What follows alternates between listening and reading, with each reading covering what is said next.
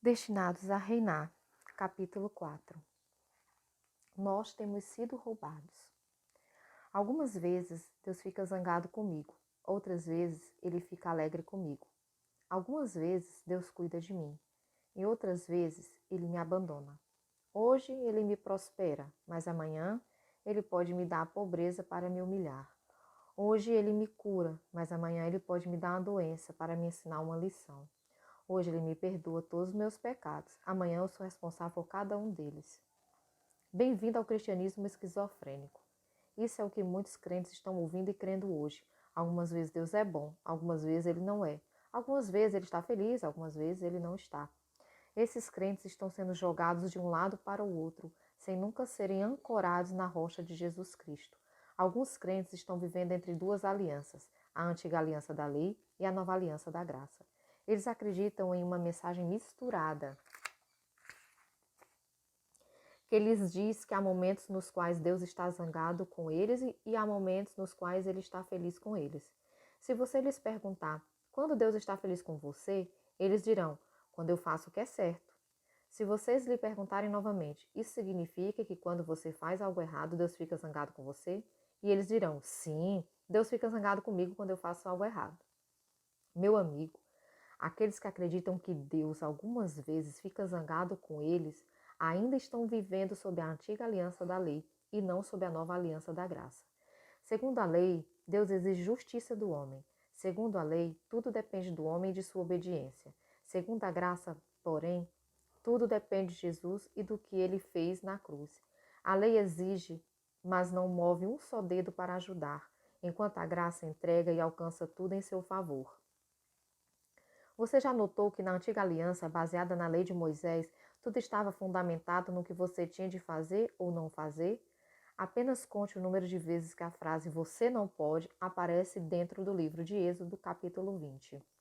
Quando os 10 mandamentos foram dados ao povo, compare essa informação com a nova aliança da graça, quando o Senhor diz: "Firmarei nova aliança com a casa de Israel, não segundo a aliança que fiz com os seus pais. Na sua mente imprimirei as minhas leis, também sobre o seu coração as escreverei, e eu serei o seu Deus, e eles serão o meu povo, pois para com as suas iniquidades usarei de misericórdia, e dos seus pecados jamais me lembrarei." Hebreus capítulo 8, do 8 ao 12. A antiga aliança da lei é baseada em você não pode, você não pode, você não pode. Ao passo que a nova aliança da graça é o Senhor dizendo: eu firmarei, eu imprimirei, eu serei. Fica claro que a ênfase e a exigência da aliança da graça estão no agir do próprio Deus. Ele faz tudo em nosso lugar. Na verdade, porque Jesus já morreu na cruz por nós. Ele já fez tudo em nosso lugar. Lembre-se, o cristianismo é feito, feito, feito. E não faça, faça, faça. Jesus veio para estabelecer a nova aliança da graça. E segundo essa nova aliança, Deus jamais fica zangado com você, porque sua raiva e furor já foram exauridos no corpo de Jesus na cruz. A graça nos confere a justiça e já conquistou tudo em nosso favor. Preste muita atenção agora, porque isto vai transformar radicalmente a sua vida. A única razão pela qual Jesus bradou em alta voz "está consumado" na cruz foi porque toda a fúria de Deus contra o pecado foi totalmente esgotada no corpo dele. Jesus não pode mentir. Se a ira de Deus já foi completamente exaurida, como Deus pode estar zangado com você hoje? Como Deus pode estar zangado com você quando Ele já declarou: dos teus pecados e da tua iniquidade não me lembrarei mais? Como você vê a Deus hoje? A razão pela qual muitos crentes estão vivendo uma vida de derrota é porque acreditam na mentira de que Deus está zangado com eles. A razão pela qual muitos são capazes de reinar em vida e experimentar uma vida de vitória é que carregam com eles essa culpa e a condenação de que Deus está zangado por causa de algo que fizeram no passado. Então, a razão pela qual muitos não são capazes de reinar em vida e experimentar uma vida de vitória é que carregam com eles essa culpa e condenação de que Deus está zangado por causa de algo que fizeram no passado. Meu amigo, cuidado ao ouvir sermões que fazem Deus parecer um homem velho com um grande cajado, esperando para descarregar sua ira sobre você quando você falhar em viver de acordo com seus padrões. Quando eu estava amadurecendo no Senhor, era exatamente assim que eu via Deus. Em minha mente, ele era um homem idoso, carrancudo, cabelos e sobrancelhas grisalhas e uma barba já branca. Eu costumava visualizá-lo segurando um grande bastão, esperando para desferir um golpe na minha cabeça, assim que eu pecasse. É claro, na medida em que amadureci na compreensão de Deus, comecei a visualizá-lo sem aquele bastão ameaçador, mas ele ainda não estava sorrindo e ainda era muito velho. Certo dia, quando eu era um adolescente, estava em um ônibus orando ao Senhor e ouvi a voz de Deus dizendo assim para mim: Filho, por que a imagem que você tem de mim é essa, a de um homem velho? E eu respondi com confiança: Bem, o Senhor é um pai e é assim que os pais se parecem, certo? Ele continuou: Filho, você sabia que ficar velho é parte da maldição que afligiu a terra por causa do pecado de Adão? No céu não há maldição, somos jovens para sempre. Quando ouvi dizer isso, inesperadamente comecei a ver Deus com o mesmo Deus que falou com Abraão, com quem fala com um amigo sobre o carvalho e lhe mostrou as estrelas, o mesmo Deus que abriu o mar vermelho e libertou os filhos de Israel da escravidão, o mesmo Deus cuja mão de favor fez um jovem pastor de ovelhas rei sobre todo Israel. É assim que vejo Deus hoje. Ele é um jovem, eterno, forte e amável. Ele não está empunhando um cajado pronto para me punir. Os seus braços estão abertos, prontos para me abraçar. Meu amigo, você visualiza um Deus zangado hoje ou um Deus que está sorrindo e pronto para te abraçar? Por causa da obra consumada de Jesus, não estamos mais debaixo da aliança da lei, segundo a qual Deus está feliz com você algumas vezes e zangado com você em outras vezes. Hoje, Ele tem total prazer em você por causa de Jesus Cristo. Deixe que essa verdade se aprofunde no seu interior e o faça se apaixonar totalmente por Deus novamente. E quanto à fúria de Deus? Alguns anos atrás eu estava caminhando em direção ao meu carro após um compromisso de pregação, quando um rapaz correu atrás de mim vindo do auditório. Como eu estava prestes a abrir a porta do meu carro, ele parou bem na minha frente, ofegante, e disse: Espere, pastor. Ele estava respirando com dificuldade e tentando se recuperar da sua corrida. Espere, eu tenho uma pergunta para você. Ele parecia muito perturbado, então disse: Você falou sobre o amor de Deus, mas a Bíblia também diz que Deus é fogo consumidor. Bem ali no estacionamento, comecei meu sermão, o seguinte sermão. Expliquei que, embora Deus tenha fúria, a Bíblia nunca o define como furioso. Em lugar disso, de acordo com a definição da Bíblia, Deus é amor. Então ele exclamou: Mas, pastor Prince, algumas vezes eu percebo Deus ficando zangado comigo. E eu expliquei: realmente vemos Deus zangado no Antigo Testamento e no livro de Apocalipse, onde sua ira é contra aqueles que rejeitaram a Jesus. Mas quanto a você e a mim, crentes da Nova Aliança, nós não somos parte do Antigo Testamento e jamais seremos punidos, porque já recebemos a Jesus. Como crentes, Deus não está mais zangado conosco, porque toda a sua ira por nossos pecados recaiu sobre Jesus na cruz. Jesus se tornou o Cordeiro de Deus que tira todos os nossos pecados. Na cruz, Jesus exclamou: Deus meu, por que me desamparaste? Por que você acha que Jesus gritou aquilo? Ele o fez para que todos nós pudéssemos saber especificamente que exatamente naquele momento Deus despejava sua fúria sobre ele. Jesus se fez nossa oferta pelo pecado e o fogo da ira de Deus o consumiu completamente, porque aquele que não conheceu nenhum pecado se tornara nosso pecado.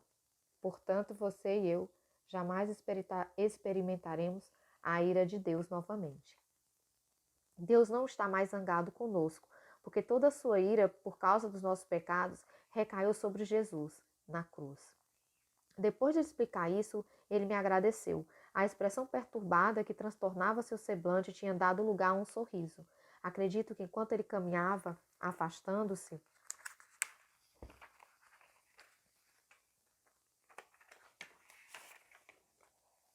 uma paz e uma segurança em seu coração de que Deus não estava mais zangado com ele, porque seus pecados já tinham sido julgados completamente na cruz do Calvário. Aleluia! Há muitos crentes sinceros hoje que são como aquele homem. Eles acreditam que Deus é um Deus de amor, mas ao mesmo tempo, eles também acreditam que ele pode ser um Deus de grande ira. Quando leem a Bíblia, ficam confusos, porque veem um Deus frequentemente irado no Antigo Testamento, mas um Deus amoroso no Novo Testamento. Deus é esquizofrênico? Ele realmente fica irado algumas vezes e amoroso em outras? Vamos descobrir isso no próximo tópico. Discernindo corretamente as alianças. É importante que compreendamos que Deus atua por meio de alianças, porque isso explica como ele abençoa as pessoas. Segundo a antiga aliança de Moisés, se os filhos de Israel obedecessem aos 10 grandes, os 10 mandamentos, eles seriam abençoados, e caso contrário, seriam amaldiçoados e punidos. Pense sobre isso por um instante. Eles eram amaldiçoados porque Deus é um Deus de ira. Não! Eles eram amaldiçoados porque estavam fadados a guardar os termos da aliança sob a qual viviam. Era uma aliança que dependia da capacidade deles de guardar a lei, e eles não conseguiam fazer isso. A boa notícia é que você e eu não estamos mais debaixo das exigências da antiga aliança. Por intermédio da obra consumada de Jesus, estamos debaixo da nova aliança. E segundo ela, somos abençoados, não porque somos bons ou porque nós fazemos o bem. Falando de modo simplificado, nós somos abençoados porque Jesus é bom. Ele nos tornou bons e aceitos ao nos purificar de todos os nossos pecados com seu sangue. Temos de discernir corretamente as alianças. Pastor Prince, você está dizendo que Deus pegou leve com o nosso pecado? De jeito nenhum, meu amigo. Ouça cuidadosamente o que eu estou te dizendo. Deus é santo e justo, e ele odeia o pecado. Não há dúvida quanto a isso. Porém, a completa ira e julgamento de Deus contra o pecado recaiu sobre Jesus na cruz. Você nunca se perguntou como foi possível Jesus ser punido pelo pecado, uma vez que ele não cometeu o pecado? A Bíblia diz que aquele que não conheceu o pecado se tornou pecado.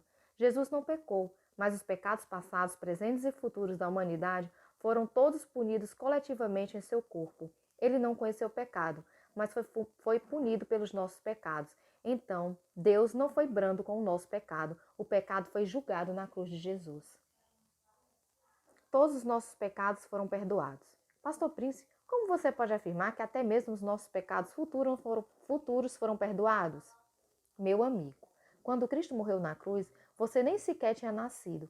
Você não era nem mesmo uma ideia de seus pais.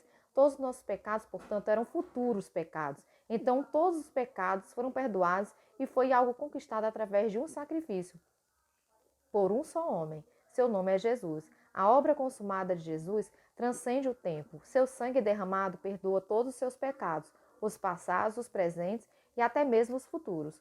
Muitos cristãos têm a crença equivocada de que somente seus pecados passados foram perdoados. Eles acreditam que quando receberam Jesus, somente seus pecados passados foram perdoados. Então acreditam que precisam tomar muito cuidado daquele ponto em diante. Essa foi a impressão que me foi passada por pregadores e professores enquanto eu estava amadurecendo.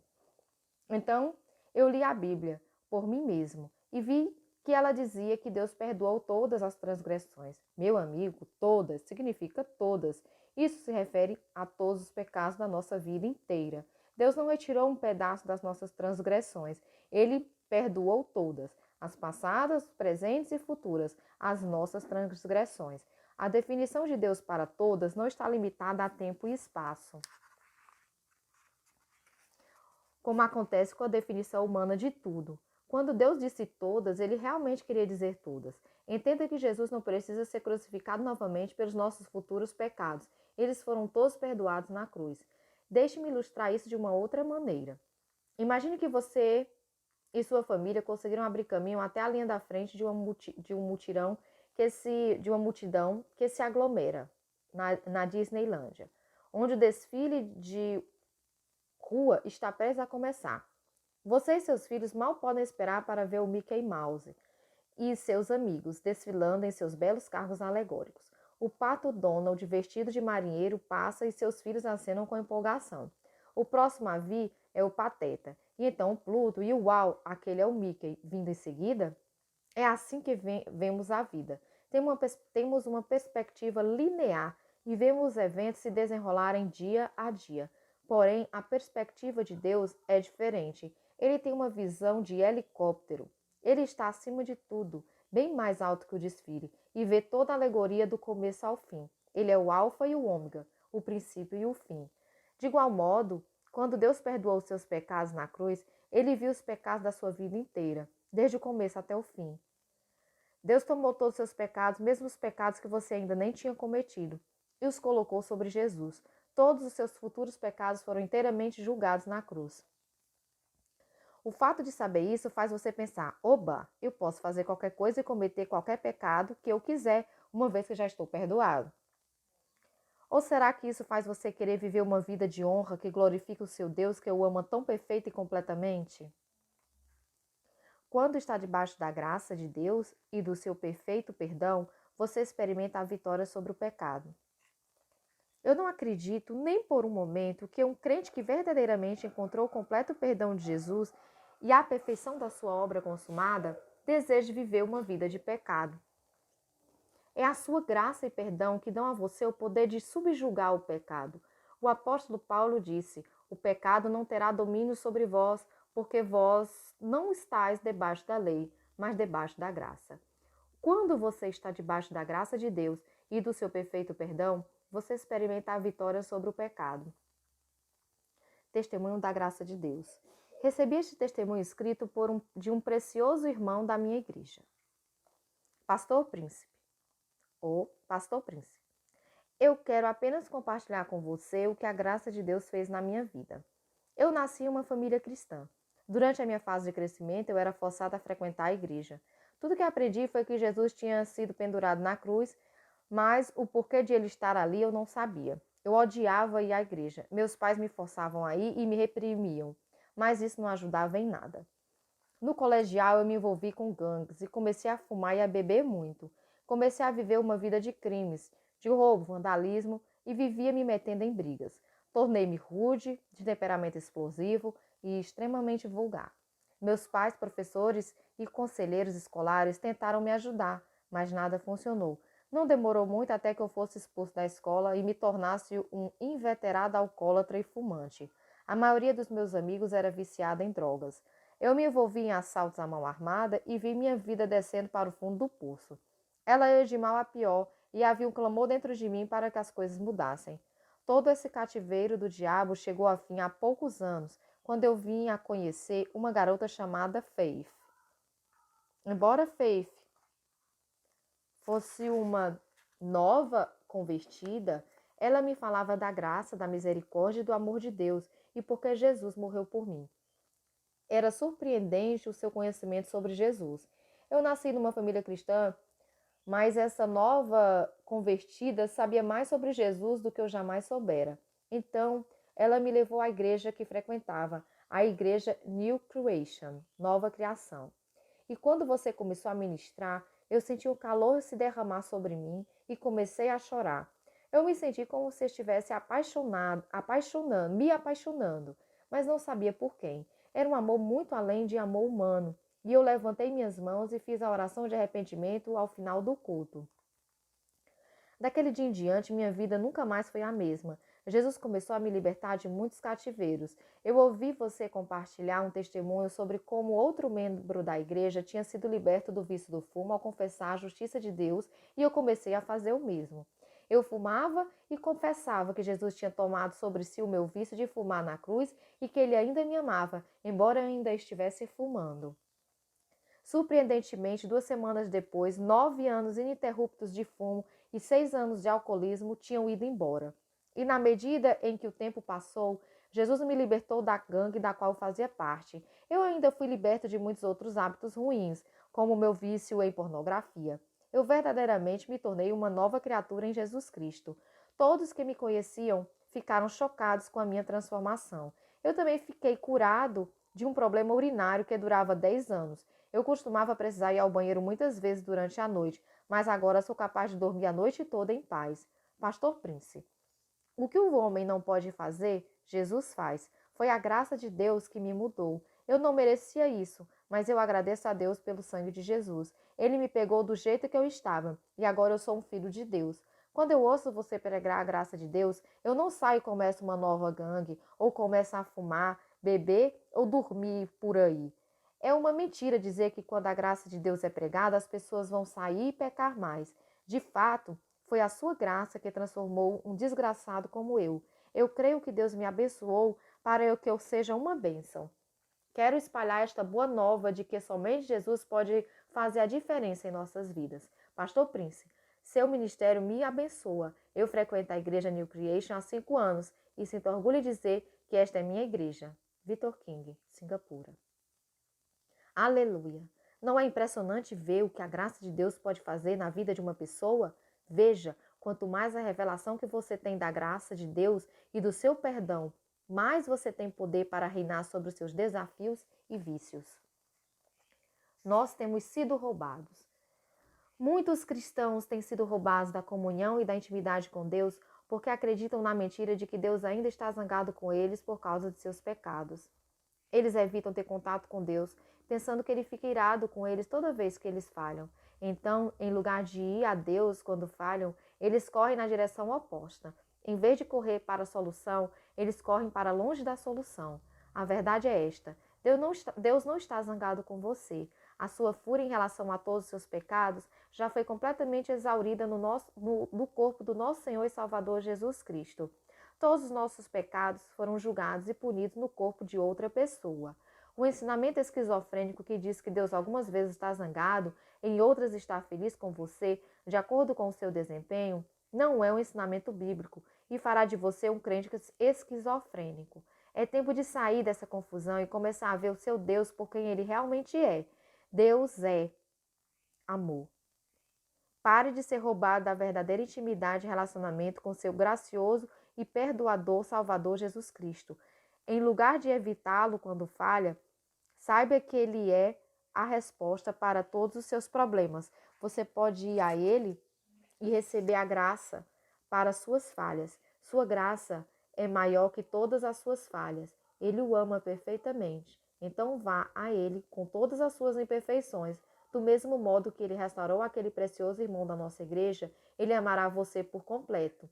Quanto mais revelação você tem da graça de Deus e do seu perdão, mais você tem o poder para reinar sobre todos os seus desafios e vícios. Final do capítulo 4.